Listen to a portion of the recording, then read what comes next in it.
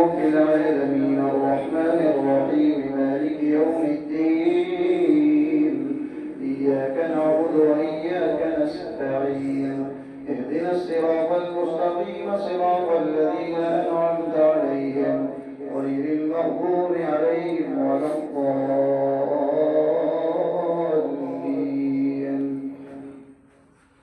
وإذ قال الله يا عيسى ابن مريم أأنت قلت للناس اتخذوني وأمي إلهين من دون الله قال سبحانك ما يكون لي أن أقول ما ليس لي بحق إن كنت قلته فقد علمت تعلم ما في نفسي ولا أعلم ما في نفسك إنك أنت علام الغيوب.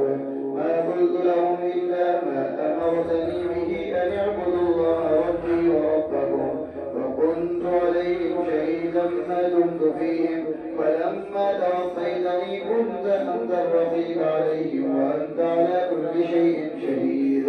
إن تعذبهم فإنهم عبادك وإن تغفر لهم فإنك أنت العزيز الحكيم.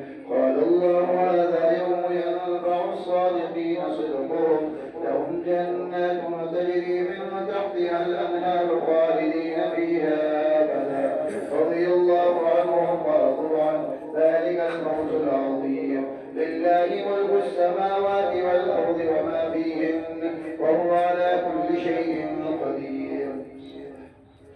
الحمد لله الذي خلق السماوات والأرض وجعل الظلمات والنور ثم الذين كفروا بربهم يعدلون. هو الذي خلقكم من طين ثم قضى أجلا وأجل مسمى عنده ثم أنتم تمترون. وهو الله في السماوات وفي الأرض يعلم سركم وجهركم ويعلم ما تكسبون وما تأتيهم من آية من آيات ربهم إلا كانوا عنها معرضين وقد كذبوا بالحق لما جاءهم فسوف يأتيهم أنباء ما كانوا به يستهزئون.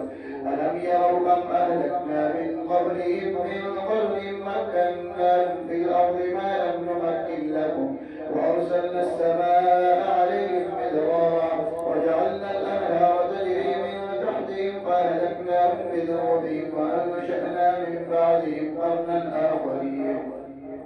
ولو نزلنا عليك كتابا في قرطاس فلمسوه بأيديهم لقال الذين كفروا إن هذا إلا سحر مبين وقالوا لولا أنزل عليه ملك ولو أنزلنا ملكا لقضي الأمر ثم لا ينظرون ولو جعلناه ملكا لجعلناه رجلا وللبسنا عليهم ما يلبسون.